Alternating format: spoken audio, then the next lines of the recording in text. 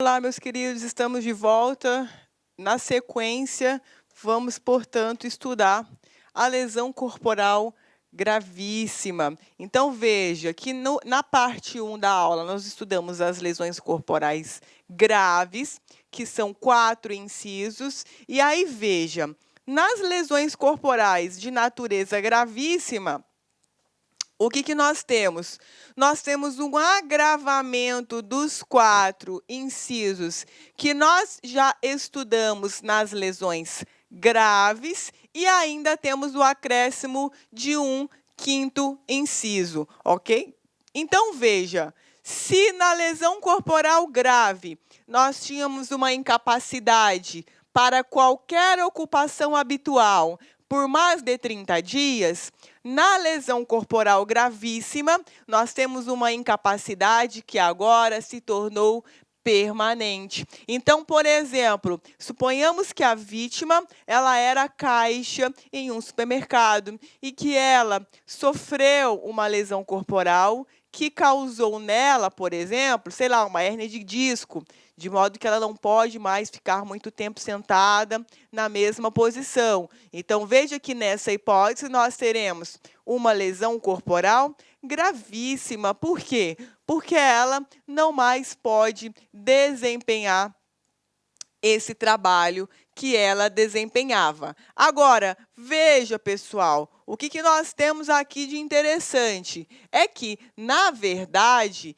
essa ocupação, incapacidade, aliás, permanente para o trabalho, é para o trabalho que ela desempenhava na data dos fatos, porque senão, se nós fôssemos pensar de outra forma, nunca haveria a caracterização dessa natureza da lesão. Então, dito de outra forma, por exemplo, se a gente considerasse assim, tá, tudo bem, ela sofreu uma lesão na cervical e ela não pode mais trabalhar como caixa, mas ela pode trabalhar como outra profissão, como professora, sei lá, como empacotadora, como no serviço administrativo. Não é esse o raciocínio da lei. É incapacidade para aquele trabalho que ela ocupava na data do fato. Porque se nós pensarmos que deveríamos esgotar todas as hipóteses de trabalho para essa pessoa lesionada, nunca que essa qualificadora seria caracterizada. Então, veja que, na verdade, aqui é uma incapacidade permanente para o trabalho na data em que ela sofreu a lesão, ok? Então, veja que o que antes era uma incapacidade habitual, aqui nós temos uma incapacidade permanente. No inciso 2º, nós temos aqui o que era, lembra do inciso 2º lá da lesão grave? O que era um risco de vida, agora é uma enfermidade incurável. Então, veja que, em decorrência dessa lesão corporal, a pessoa, a vítima, passou a estar acometida de uma enfermidade incurável. Aqui, nós temos uma questão muito interessante e, de certa forma, controvertida, que é com relação à AIDS, tá, pessoal? Então, veja que a AIDS, ela é uma doença venérea. Essa é a primeira coisa.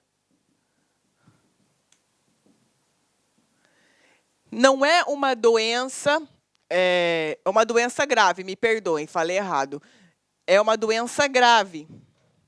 Não é uma doença venérea. Como assim, professora? Ora, doença venérea é aquela doença que se transmite somente mediante relações sexuais, doenças sexualmente transmissíveis. A AIDS não é uma doença venérea, na medida em que ela pode ser transmitida por outros meios, ok? Esse é o primeiro ponto.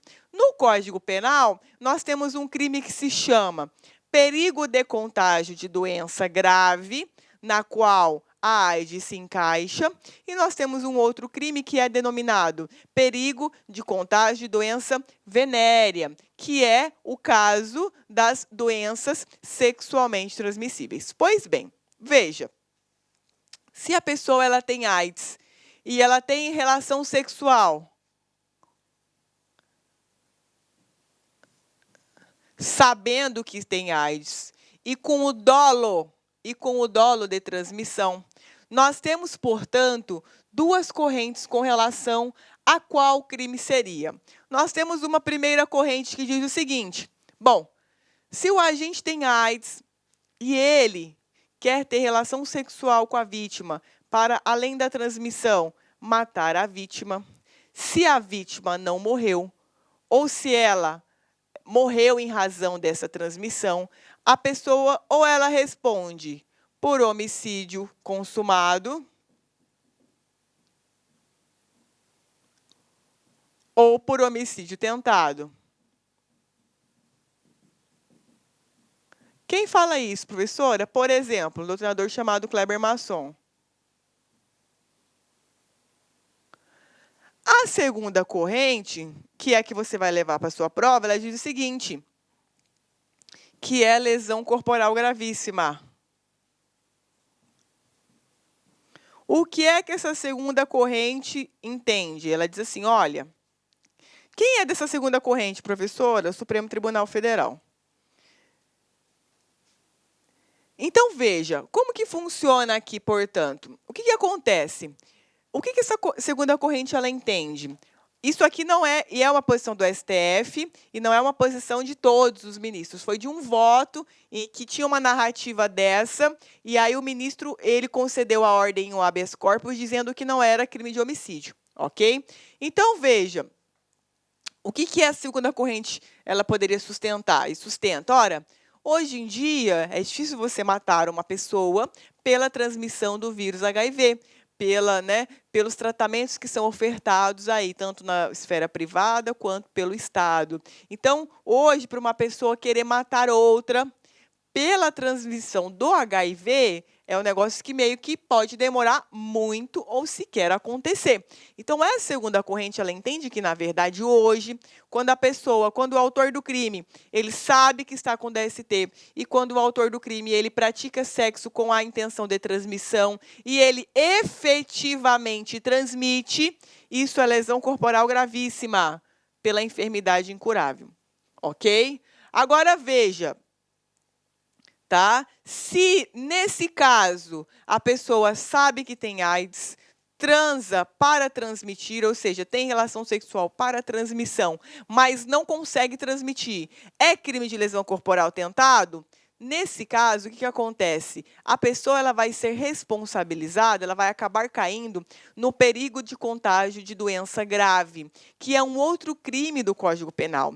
Nesse crime de perigo de contágio de doença grave, pelo simples fato de você expor a vítima a essa situação de perigo, como é o caso da AIDS, o crime ele já vai estar caracterizado. Então, de forma específica, nesse caso, nós não teríamos uma tentativa de lesão corporal gravíssima. Por quê? Porque existe um crime específico, que é o crime de perigo de contágio de doença grave. O simples fato de você expor a vítima àquele perigo de contágio, ainda que não tenha havido esse contágio, já vamos ter ali a consumação do crime, ok? Então, embora tenha essa corrente desse respeitado doutrinador, você vai levar para a sua prova que, relação sexual com transmissão do vírus HIV, claro que o autor do crime deve saber desse fato, nós vamos ter, portanto, aí uma lesão corporal gravíssima pela enfermidade incurável, ok? Então, esse é o segundo ponto. Terceira qualificadora. O que era uma debilidade no parágrafo 1º, desculpem, de membro, sentido ou função, agora se tornou perda ou inutilização do membro, sentido ou função. Então, veja, a pessoa ela perdeu a função motora, ela está tetraplégica em razão dessas lesões. Veja, a pessoa ela perdeu a função renal, ela tem que fazer hemodiálise, ela não tem, o rim dela não funciona mais. A pessoa ficou cega, a pessoa ficou surda, a pessoa perdeu a função mastigatória por conta das lesões. Então, veja que, nesse caso, nós vamos estar nessa qualificadora. Agora, a gente não pode também fazer um raciocínio seguinte, bom, né? Pô, a pessoa perdeu um braço, tem um outro braço que tá bom, então é grave. Claro que não, é uma lesão gravíssima. Por quê? Porque, veja, esse membro aqui, você perdeu uma função motora quando você perde o braço. Quando a pessoa perde a perna, ela perdeu a função motora da perna. Portanto, isso é lesão corporal gravíssima e não lesão grave. Aquele raciocínio de lesão grave, da debilidade, você só vai levar em conta quando? Órgãos duplos, tá? Então, veja que quando há uma perda ou inutilização de um membro inteiro, braços, pernas, nesse caso, a pessoa ela perdeu junto com uma função motora. Ela não anda mais com aquela perna. Ela não movimenta mais o braço. Ela perdeu o movimento do braço.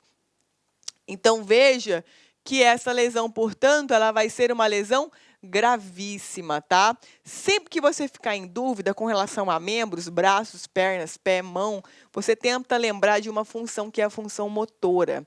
Se a pessoa ela perde a função motora, não consegue manusear, veja, nesse caso, isso daí é uma lesão corporal gravíssima, ok? Então, veja que, além do inciso 4º, nós temos o 5º, que é a deformidade, além do inciso 3º, me perdoem, nós temos o 4º, que é a deformidade permanente. Aqui, pessoal, o que você vai lembrar? Você vai ter que lembrar que a deformidade permanente, ela se vincula com aspectos estéticos, cicatrizes, queimaduras, manchas na face, no corpo. Então, veja, muitas vezes a vítima, ela sofre uma lesão corporal que não é grave. Ela não ficou incapacitada, não teve debilidade, mas veja que ela ficou com uma cicatriz na face de uma queimadura, por exemplo. Então, quando você constatar na narrativa do problema que vai cair na tua prova algum tipo de deformação com aspecto de estética, veja, a questão ela quer trazer para você a lesão corporal gravíssima por essa deformidade permanente, ok? E, inclusive, é o seguinte, ainda que a pessoa, a vítima, ela faça uma cirurgia reparadora dessa deformidade, essa cirurgia, esse fato, esse acontecimento posterior à consumação do crime, ele por si só não vai desconstituir a existência da qualificadora, ok? O agente, o autor do crime, continua respondendo pelo crime qualificado pela deformidade permanente. Então, sempre que da lesão corporal resultar cicatrizes, né, resultar manchas, cortes, na face, em qualquer região que constrange a vítima, ou que fique visível, algum tipo de deformidade, qualquer que seja, aí sim vai se encaixar dentro desse inciso, ok? Então, lembre-se, cirurgia reparadora estética dessa lesão corporal não tem o condão, não tem a força de desconstituir a qualificadora, ok? O agente ele vai continuar respondendo pela forma qualificada. Tá?